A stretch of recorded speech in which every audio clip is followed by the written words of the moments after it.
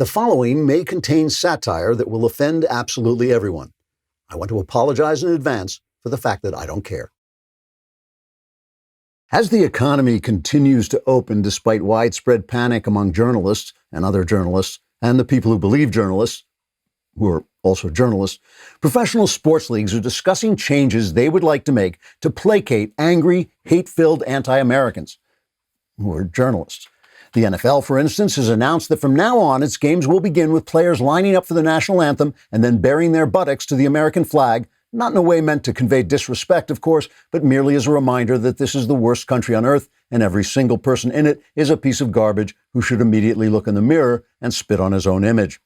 The players will then swagger to the center of the field, lifting their middle fingers and calling people racist if they refuse to enjoy the sight of men making millions of dollars by throwing a ball around, apparently for their own amusement, since at this point, no one will be watching. NASCAR has decided it will ban the display of the Confederate flag, as well as drinking beer, reckless driving, the wearing of cowboy hats, and the appearance of Daisy Dukes on women, likely to encourage non-inclusive heterosexual thoughts. Cars will no longer be decorated by the logos of capitalist corporate sponsors, but will instead bear declarations that Black Lives Matter and rainbow pride symbols as they travel slowly but safely around in endless circles under empty grandstands, because at this point, no one will be watching. Baseball, after a long labor dispute, has decided on a season of 3 games, each game lasting 17 hours, because the Players Union complained the old games were just too long. Players will only participate in the games if they should happen to feel like it, and will not be required to tip their hats after a home run, since no one will be watching. Major League Soccer has announced their games will go on just as before, with no one watching. Trigger warning, I'm Andrew Klavan. This is The Andrew Klavan Show. I feel hunky-dunky, life is tickety-boo. Birds are winging, also singing hunky-dunky-doo. Ship-shaped, ipsy-topsy, the world is zippity-zing. It's a wonderful day, hurrah, hooray! It makes me want to sing. Oh, hurrah, hooray! Oh, hooray, hurrah! All right, welcome back from the Klavanless weekend. It is time to suck up some of that Klavan-y goodness, and you want to get all the Klavan-y goodness you can by going to YouTube and subscribing to the Andrew Klavan channel. We're trying to get over, we're still trying to make 70,000. Is that where we are? And the important thing is, this is the place where you can get my openings, even if anyone else tries to censor them, they'll all be there. And of course, please leave your comments. That is good for us, but we will also read them if they're good. Now, here's Chandler Gloyd, reflecting on the show, just saying he liked the part where Klavan is bald. So that's a good sign, I think. There was a lot of talk over the weekend about a Wall Street Journal editorial talking about Trump's slumping poll numbers. Here's a selection of quotes from the editorial. Trump wasted his chance to show leadership by turning his daily pandemic pressers into brawls with the bear-baiting press. The country wants firm but empathetic leadership on race, but Mr. Trump offers combative tweets that inflame. As of now, Mr. Trump has no second-term agenda beyond 4 more years of himself, unquote. Even die-hard fans of Trump have been talking about the fact that he's in a slump. My friend John Nolte, one of the most honest people I've ever met, he works at Breitbart, he says he would crawl over broken glass to vote for Trump. He also says Trump is blowing the election by acting like, quote, an undisciplined, thin-skinned man baby. There's still plenty of reason for hope. The polls are probably somewhat worse than reality, and Trump reportedly is now awake to the problem, which is a good thing. On our side, the voter side, I think there's one trend we have to guard against. Let's call it the battered wife syndrome. I've now heard from several conservatives who tell me they hope a Biden win will calm the left down and stop the chaos. This to me is like saying your husband will stop beating you if you can just keep house the way he likes it. Your husband isn't beating you because you're bad. He's beating you because he's a stinking wife beater. Likewise, the left isn't tearing down America because of Trump, and they won't stop because of Biden. They're tearing down America because that's who they are. And a Democrat victory will make them more powerful, not less, especially after they get rid of the filibuster, as Mitch McConnell didn't have the savvy or the guts to do. Trump is, as I've said repeatedly, a great big American character with great big American flaws. I'm sorry we can't find a candidate who has the courage to do what Trump has done without having Trump's bad behavior. I blame a Republican mainstream that ignored the Tea Party, a conservative intellectual class that produce theories without political victories, in which I include myself, and a cowardly right-wing establishment that will not risk a nickel to stand and fight for the culture, in which I do not include myself.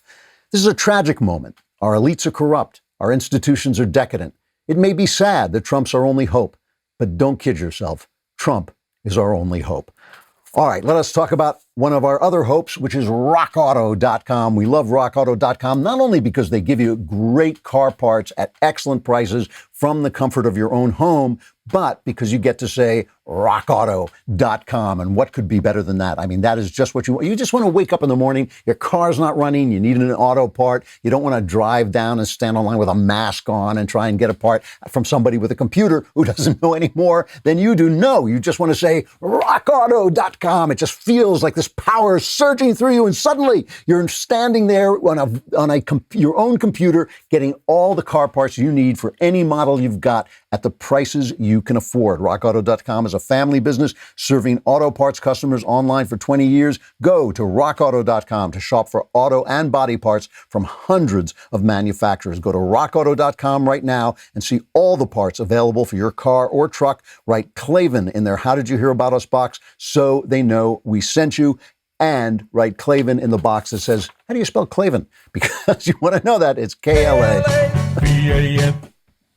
You know, there are no I was just going to say that. There are no E's in Klavan. You know, I've told this story before. I'm going to tell it one more time. You know, when the Tea Party first came out, I was asked to speak to a Tea Party group. And I did. And I met the people from the Tea Party. And I was so incredibly lit up. I just was so optimistic. I thought, wow, these are the people that I want to know. They're finally awake. The people are finally awake. They're demanding smaller government. They're not demanding all kinds of social things that we can't agree on. They just want smaller government, less spending.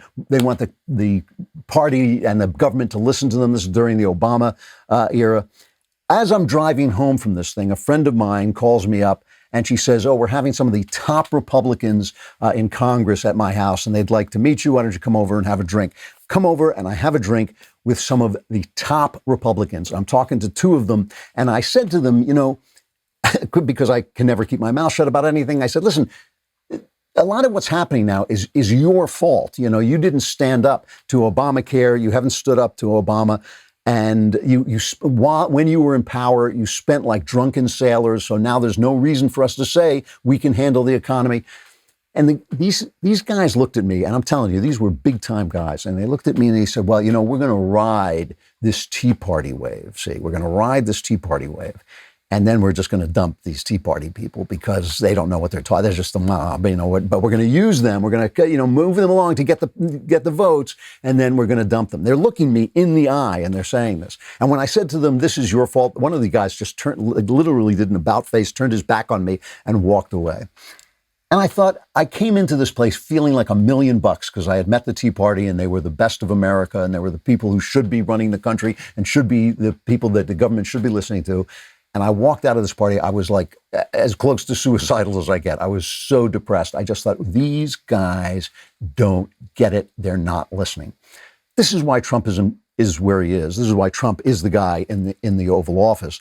And it's also what you're hearing from guys like Bill Kristol and all these people who hate Donald Trump is they failed. They didn't fail on a low level. They failed at the very top level. They failed to stand up to Obama. They failed to challenge him the way Trump has been challenged in Congress. They have failed. Even now, Mitch McConnell has failed to get rid of the filibuster. And you know the Democrats are going to get rid of the filibuster like that if they win the next election. It'll be gone. They'll be passing legislation against guns, against everything. It'll just be coming right off the top. They'll passing judges, the whole thing.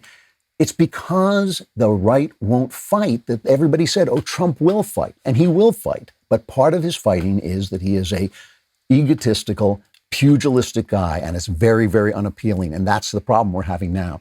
But we cannot forget who they are. See, this is part of the thing that's going on, is that the press because we won't fight on a cultural level. Let me give you an example. There was just as I was coming on, there was a decision in the Supreme Court, and we had Jenna Ellis on to talk about this case. The Supreme Court struck down a Louisiana law restricting abortions. They ruled by 5-4 vote that it was identical to a Texas law,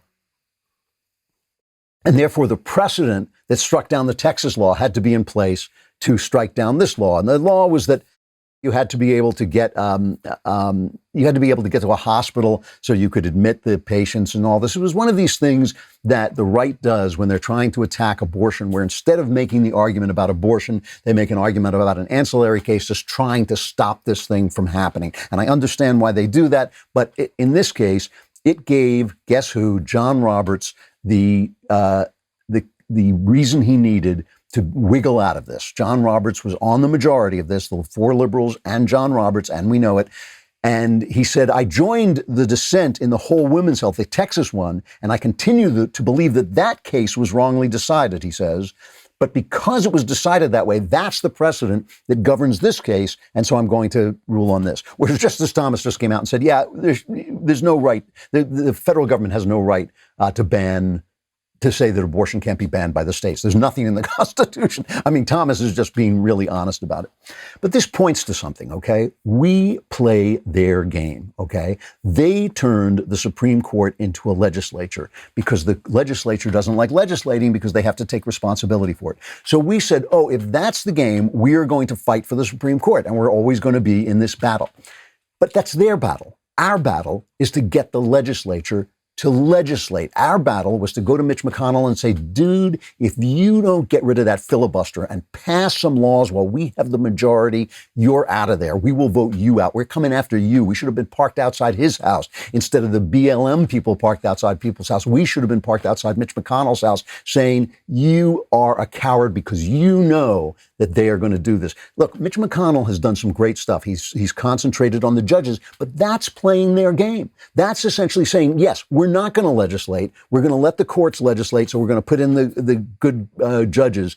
But in the end, you're always going to lose that game. You're always going to lose because it's their game. They are trying to take power away from the people. And the problem is the establishment Republicans, and in that category, I include Mitch McConnell, the establishment Republicans don't want the people to rule. They don't want the Tea Party demanding that they spend less. Why would they want to spend less? Who the hell gets that money? They do. Why would they want to legislate? Who takes responsibility for legislation and gets voted out of office if people don't like it? They do. So they're happy to play the left's game. I've always pointed out that we are asking people to do things that are against what government normally does. Government grows, it takes power away from the people, it spreads and basically says, oh, we're going to give you all this stuff, but you don't realize that all the time they're giving you this stuff, they're taking stuff away. But who are these people? Is the left that we're constantly placating, that we're constantly allowing to have the last say? When any Republican who speaks the words Black Lives Matter should be booted out. Any one of them, any single one of them should be booted out. We should vote against them. At this point, look, it doesn't matter because without Trump, we're going to lose it all anyway. Here is Mike Pence, who has remained a decent, stalwart guy.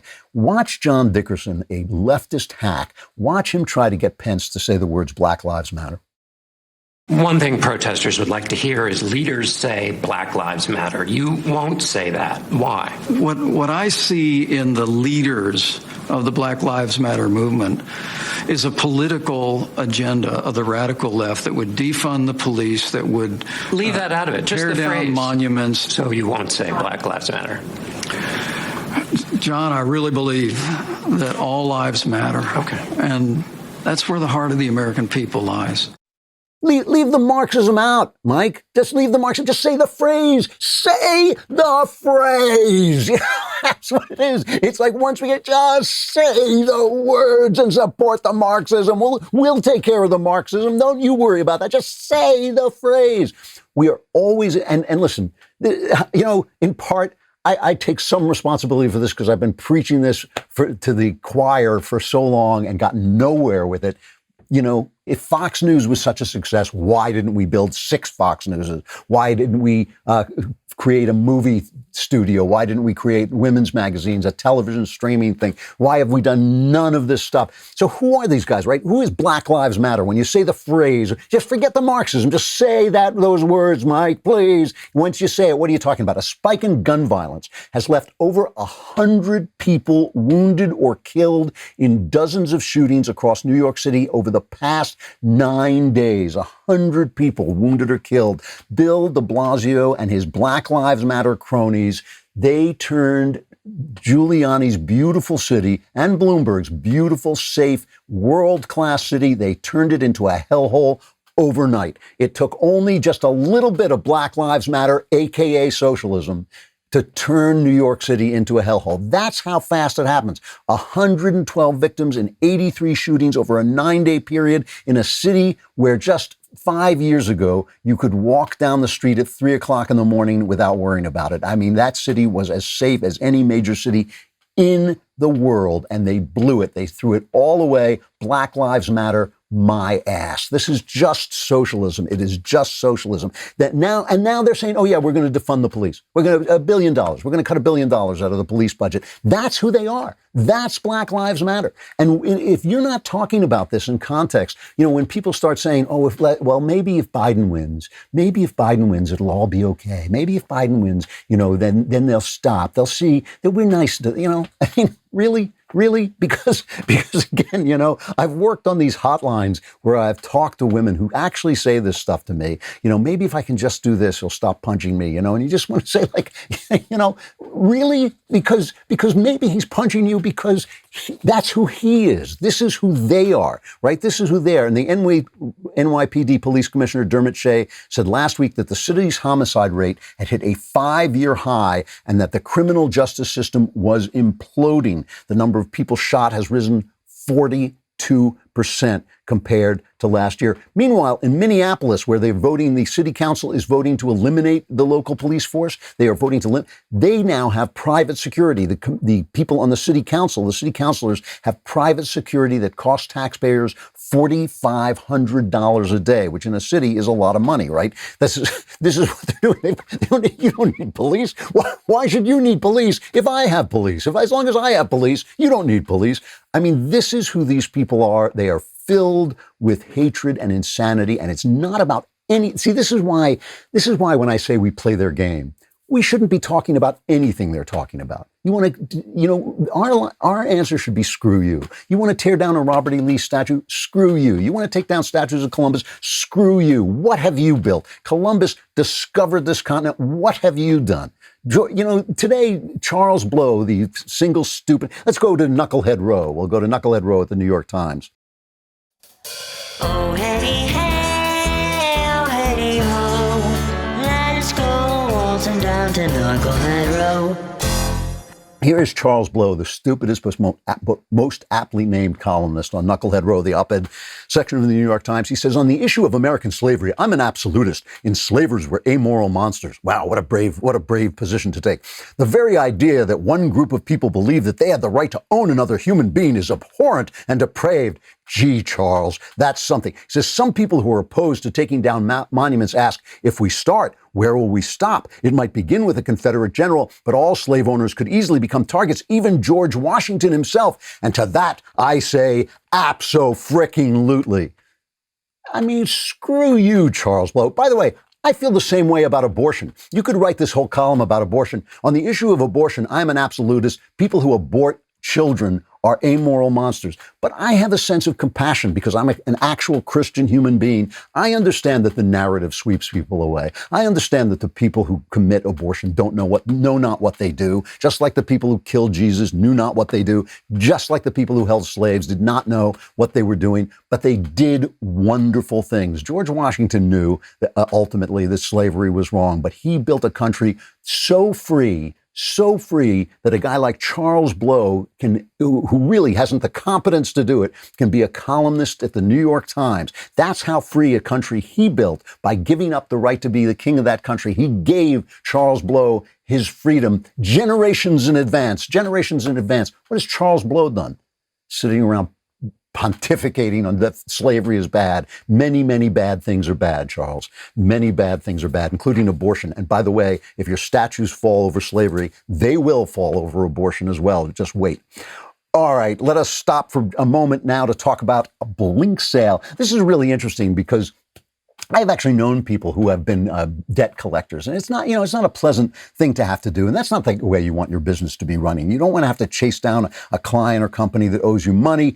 You don't want to have to make ugly invoices to send you. I've done this where I have to build my own invoices. You don't want to have to nag people with emails to pay up. That's why our friends at Blink Sale built an invoicing software that helps you stay on top of your money and keep track of everything in one place. With Blink Sale, you can send beautiful custom branded invoices and estimates in seconds. You can stay on top of outstanding invoices. You can let your customers and clients pay your invoices online. You'll even get instant notifications when a customer opens your invoice, so you'll know if they're just avoiding paying you. So see for yourself. Try Blink Sale for free at blinksale.com/Klavan. That's BLINKSALE.com/Klavan. Blink Sale. Spend less time billing and more time doing what you love. You know, they tell you how to spell Blink Sale. I think you could have figured that out for yourself, but I know you're all wondering. The one thing you're all wondering is how do you spell Klavan? It's Klavan. There are no E's. That's what I was going to say. There are no E's in Klavan. There's a letter that has come to light to a local paper that was written by this Nikole Hannah Jones, who wrote the 1619 Project. And, since we're not forgiving anybody, since the past can never be forgiven, since if you wore blackface, when you were 10 years old, or if you made a comment about gay people when you were 15 on Twitter, since that's fair game, why do Republicans say, well, she was only 19 or 20 when she wrote this, she was still in college? This is the woman who wrote what is now going to be taught to your children. It's now going to be taught to your children that this is a country founded on racism. She lied. She lied. The New York Times lied and then received a Pulitzer Prize for lying. That is one of the categories now of the Pulitzer Prize. But she says, she wrote to this thing, she said, I find it hard to believe that any member of the white race can have the audacity and hypocrisy to call any other culture savage. The white race is the biggest murderer, rapist, pillager, and thief of the modern world. Europeans have colonized and destroyed the indigenous populations on every continent of this planet. See, one of the funny things about this, I wonder a lot about leftism. One of the things I wonder about leftism is how much of it is just stupidity and ignorance. When I say stupidity, I don't mean low IQ, because people can have a high IQ but just know nothing. They can read nothing. They can convince themselves that history is what they want it to be. And that's what Nikole Hannah Jones does. She convinces herself. She says, oh, well, the slaves freed the slaves. As if, it's just not true. I understand that you want to have pride in your history, but that doesn't make false things true. It doesn't make unfactual things factual. There's a wonderful book, a memoir by a guy named Mungo Park, who was a British guy who helped explore Africa. And it was just amazing in the 18th and early 19th century that they would just, like some royal society of exploration would put out the word, we'd like somebody to go explore Africa. And some young, brave fellow would think like, oh, that sounds like fun. I'll go do that. And Mungo Park ultimately did die over there. But if you read his memoir, it's just amazing. What's the biggest trade in Africa? It's the slave trade. They're slavers, and they're Africans trading on other Africans because, of course, they're different tribes. They're not all one group of people. So the idea that, of course, the Muslims were still trading. The Muslims were trading slaves long after slavery disappeared here. They still trade slaves. They still have slaves in the Muslim world.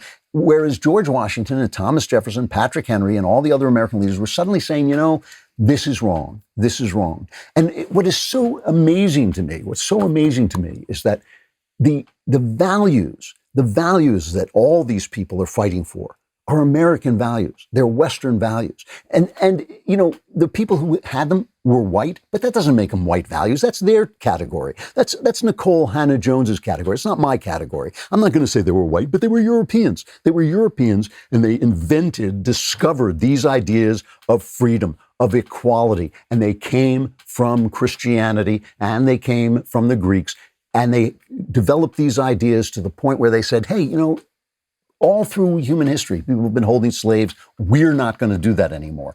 So when you say, oh, white people are the worst and the slave, it's just a lie. And it's racism. It's racism straight up because, the thing is, it's all about the ideas.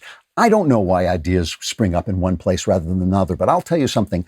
I am a colonial imperial. I am an imperialist of ideas. I am an idea colonialist. I believe we should spread the ideas of freedom that we developed. And you do that not just by sending them out into the world with pride. You do it by letting people into your country and having them adapt. I mean, that is the difference. And it is just amazing to me. It is just amazing to me that we have invented this press that will accuse the very culture of racism that invented the idea that racism is bad. No one ever on earth said racism was bad before. No one ever. That has never happened. There is never, the only time that has happened is in the beginning of the Christian movement and a little bit in ancient Rome, but not really. In ancient Rome, racism was a big deal. Everybody was according to his race, but it was only really the Christian idea that in Christ we were all one. There was no Jew, there's no Greek. That was an idea that came from Christianity and ultimately filtered its way into the Western mind.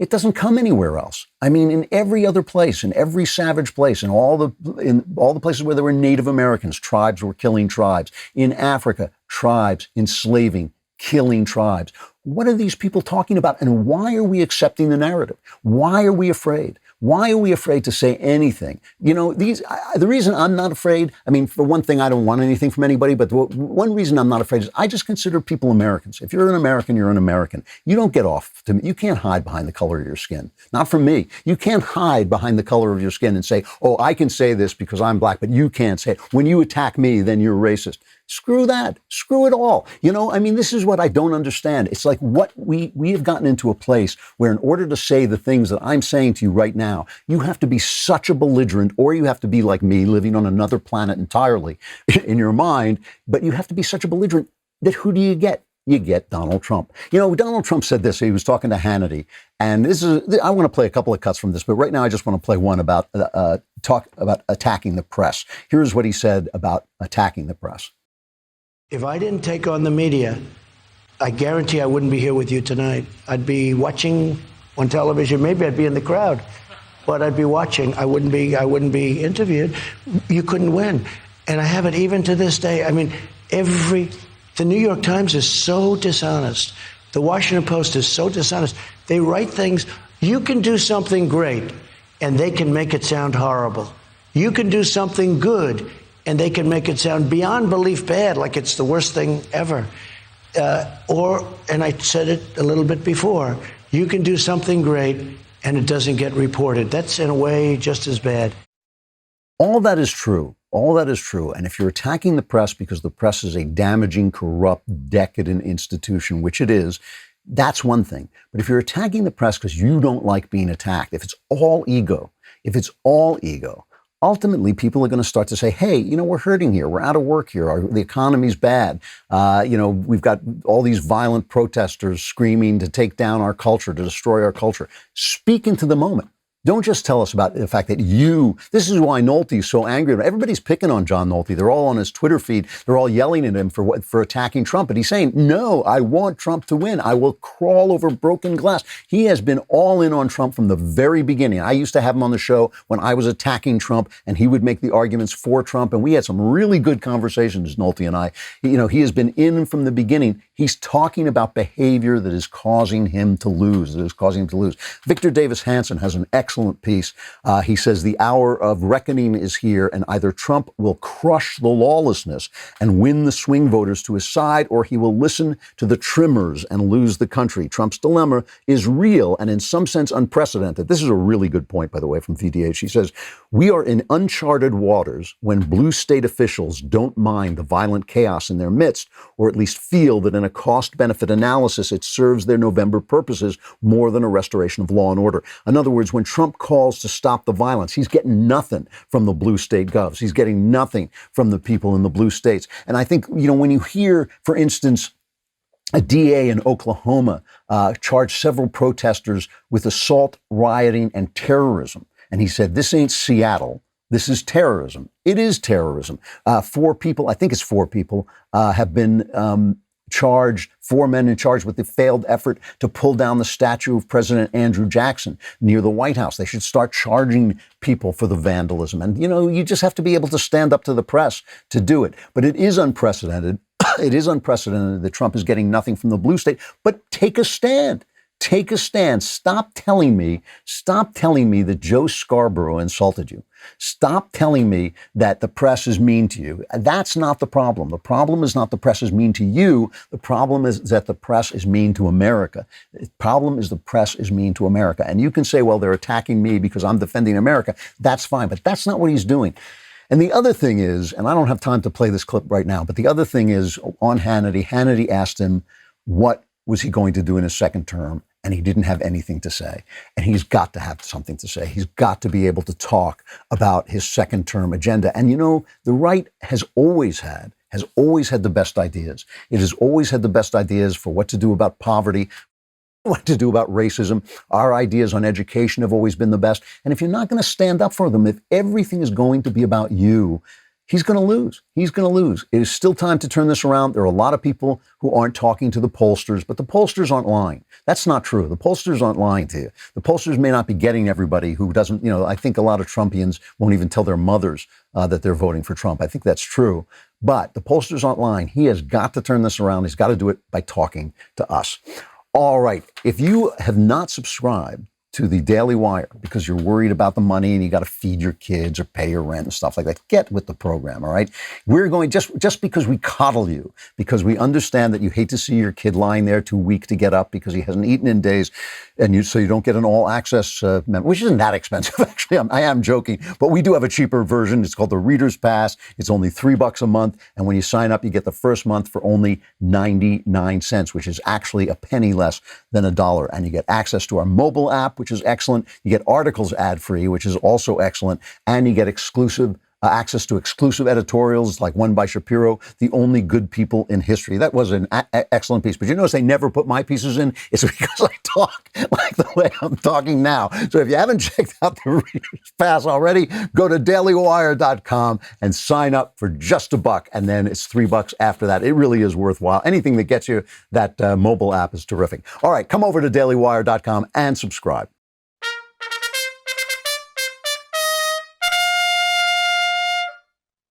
All right. When I always say that because the left is so bad, there's no point in blaming the left for things. The left is actually accomplishing what it wants to accomplish, which is destroy freedom. The left wants to destroy freedom because they think that when they are there and when all of America is one big Chaz, it's going to be great. Because once they can run things, oh my, how wonderful things will be. There won't be any racism because they're so pure. They're so pure. There won't be any racism. It's going to be great. It's going to be excellent. When I say that we on the right should look at what we're doing wrong, that's people with such bad ideas, who are so violent, who the things they do are so ugly, who their hatred for America is so ignorant and stupid. When I say we should look at ourselves, it's because we're the only people to look at. If you don't like Trump, why is he there instead of somebody you like? That's the question we should be asking. And I don't get this from anybody. I don't get it from anybody. Who was I listening to the other day? Selena Vito, she's the one who actually goes out and interviews people. And they all say to her, she said this, they say to her, no one is taking stock of what went wrong. If they don't like Trump, why aren't they asking themselves, what did we do wrong? And certainly it was the dissing of the Tea Party, the treatment of the Tea Party as if they didn't matter. It was the treatment of Obama as if he was untouchable because he was black when they came out and said, we won't impeach Obama. Why not? What if he breaks the law, as he apparently did? Why should we declare that we're not going to impeach Obama? They wouldn't lay a glove on him because they were so afraid of who? Of the press. The people didn't care. Most of the people in this country there's so little racism, true racism in this country that and certainly so no institutional racism that most of the people didn't care. They would have, they were willing to take on Obama as he was, as a person. It was the press they were afraid of. They're so afraid of the press. And when I examine myself and I think how have I failed to contribute? One of the things I think is I went around for 15 years telling people it's the culture. It's not the politics. It's the culture. We can win Ohio forever. We can get every court case, we can get every judge in the world, but if we let them dominate the communications industry and the entertainment industry and the academy, we are going to lose. And at some point, I started to think, no one's going to do this. Maybe I should start to build this business. And I started to think about it, and I was really kind of moving toward it when the virus hit. But the fact is, I'm an artist. I make stuff. That's what I do. I make stuff. I sit in my room and I make stuff, and I depend on other people to build the businesses that put my stuff out there. I'm willing to try it. If somebody wants to give me the money, I'm willing to try it. But I regret that I didn't do that, that all I could do was throw myself on the sword again and again, which I did. I made the art that I thought needed to be made. I made it for young people, I made it for old people, I made it any way I could. I got it out there any way I could. I did that, but I didn't build a business that would do this. We need these businesses. We need to have TV shows that stream, and not just Christian art. I'm sorry, not just everything is going to be okay if you say Jesus, Jesus, Jesus. Not art that's just squeaky clean, that's G-rated, that 80-year-old people like. Not the stuff that serves those people who are yelling at another kingdom that it was pornographic because it had a sex scene in it. Not stuff for everybody. Stuff for everybody with our values in it. I mean, go take a look at the Dark Knight trilogy. That basically serves the term. But as I have always pointed out, why do our people have to wear masks? Why don't we make movies about Reagan? Why don't we make movies about the true stories that we can tell? Why don't we make movies of real drama? I mean, look at Ghostbusters, where the EPA is the bad guy. The EPA is the bad guy, and the universities are the bad guy. I mean, that's basically the kind of conservative movie we should be making. But we are so afraid. We are so afraid. Let me just show you. The virus, the Chinese virus, is starting up again, and it's true. It was what we all said would happen as the reopening came. There would be a spike. There's been spikes.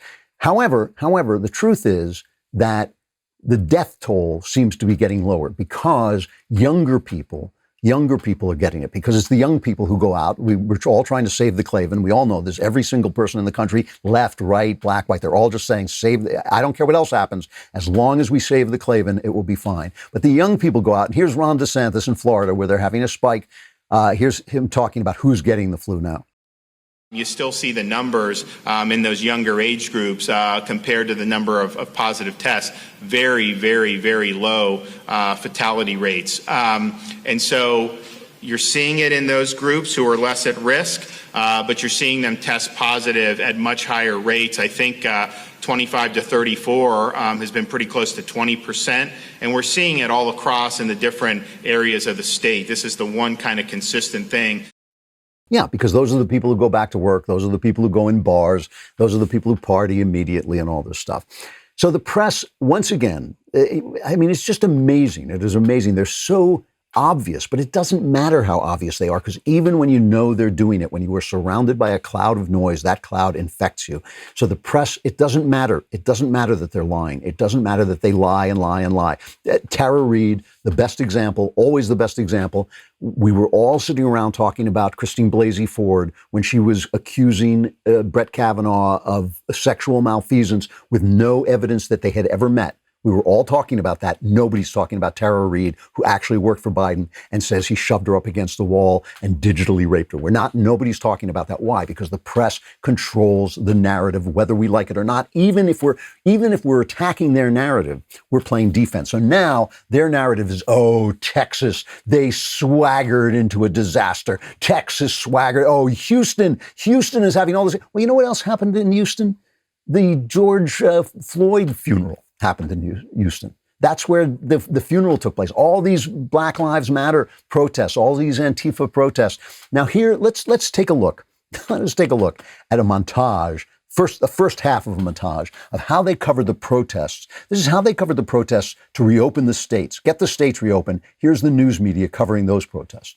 Watch these images. Really just an ugly, dangerous scene at the state capitol in Michigan. As we look at this extreme group of people, those pictures and those clashes really show the chaos. And you're out there with guns? I don't want to call them rallies. They're not protests. These quote-unquote protests, I don't even think that that's the right word, because protests are supposed to be peaceful. I'm not embarrassed to say that I was afraid.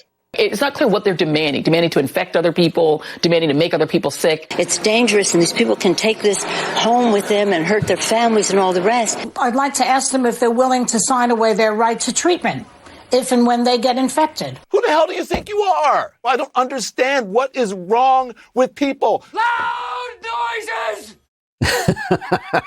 We added that last one, but the one before that was Don Lemon. The one before that was Don Lemon. Now, the Black Lives Matter protests start, and they're huge. I mean, these things were huge. They were packing in. There was a gay rights march, a pride march in Chicago over the weekend. It was enormous, just enormous people going down the street. I mean, just packed. It was just absolutely huge. Here is the way the same news media, the same people covered the Black Lives Matter Antifa riots and protests. I want to be clear in how I characterize this. This is mostly a protest. It is not, generally speaking, unruly. That ain't a riot, what we're seeing right now in Minneapolis. Any reasonable person would say we shouldn't be destroying other people's property, but these are not reasonable times. And please, show me where it says that protests are supposed to be polite and peaceful. The beautiful thing is we're seeing citizens who are caring and concerned. They're hitting the streets. Heartwarming to see so many people turn out peacefully. You know, Brooke, I think this is a march, really. But as they're coming off, it's peaceful. They're saying peaceful protest. Across the country, it's bringing people together, community with unity. People are risking COVID to explain to this country that we're fed up. That's amazing. Nancy Pelosi's community with unity. It's community with unity. You know, it's like, what are they talking? You know, the thing about this is like, it's our fault that these nudniks have gotten as far as they have. These are bad people. These are bad people who do bad things. I don't care if they call their mothers once a week. I don't care what they do, but this is a bad movement. Black Lives Matter is a wicked movement. Antifa is a wicked movement. It's not anti-fascist. It is fascist. Black Lives Matter doesn't think Black Lives Matter. It thinks Marxism matters. If we're not saying this stuff loud and clear, if we are not explaining ourselves, if we don't have the venues from which to explain ourselves, we're done for. We are done for. And you can't lay it all on Trump. You cannot lay it all on Trump. You can't ask one man to go out and fight all this power, because the only kind of person who's going to do it is going to be a guy like Trump. All right. Let me have a final reflection here. I want to go back to this idea of being a cultural imperialist, because that's what I am. And when I say that, you know, Immanuel Kant, the great philosopher, said that it's up to the West to teach the rest of the world the values of the West. And what's funny about this, is the people who hate the West agree with me. They agree with Immanuel Kant that it's up to the West to teach these values. That's why they want, you know, when they say everybody should be allowed into America, why? If America is so evil, why should anybody want to come here? Well, they think that our acceptance of different ethnicities, our tolerance, should mean that everybody can come in, because they want our tolerance to become everybody's tolerance. When they talk about, oh, Muslims aren't so bad, you know, Muslims used to allow Jews to live peacefully in their areas. What are they saying? They were saying at one point, Islam had values a little bit more like the West. It wasn't true, but that's what they thought. They're always holding up Western values as the values. They're always holding up European values as the values, and so am I. Those values are the values. There's nothing on the other side of freedom. There's nothing on the other side of tolerance. There's nothing on the other side of being anti-racist. See, they think that, we've reached that peak, but if we just go beyond the peak, we'll do even better. But beyond the peak, of course, is down. And now they've gone down the other side. And so when we defend our ideas and they call us racist because these ideas were generated out of Europe, we have to not accept the premise. The premise is that the ideas are good. I don't know who invented fire, but I'm not going to sit in the dark because he was different from me. I don't know who it was who invented fire, but I want fire. I want to be able to cook my food, so I will take it. In the same way, freedom, a lot of different paths flowed into the ideas of freedom, but mostly they came from Jerusalem and they came from Athens. Mostly the ideas came from Jerusalem and Athens into Europe, and they were developed in Europe in Germany, in England, and and came to America. That's where those ideas came from. If you like those ideas, stick with the ideas and stand up for them, and don't let them invent these categories and these side issues that we argue over. We shouldn't be arguing over a single statue with people like this. You know, we should be not just defending our values, spreading our values, not just, bringing people in and forcing them to assimilate to our ways, but sending them out through movies, through the culture, through all the different ways that we used to send these values out so that the rest of the world feels they have to live up to them. For a while, we had that going.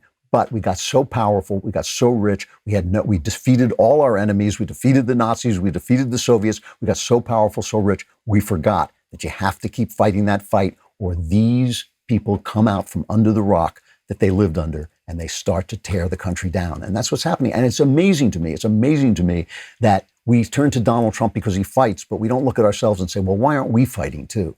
All right, I got to stop there, but I'll be back again tomorrow with more Klavan-y goodness. I'm Andrew Klavan. This is The Andrew Klavan Show.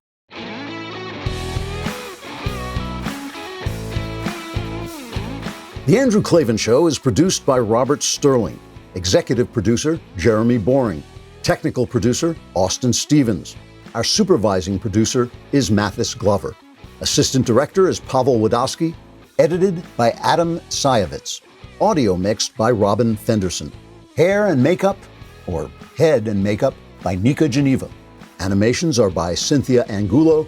Production assistants, McKenna Waters and Ryan Love. The Andrew Klavan Show is a Daily Wire production. Copyright Daily Wire 2020. If you prefer facts over feelings, aren't offended by the brutal truth, and you can still laugh at the insanity filling our national news cycle, well, tune in to The Ben Shapiro Show. We'll get a whole lot of that and much more. See you there.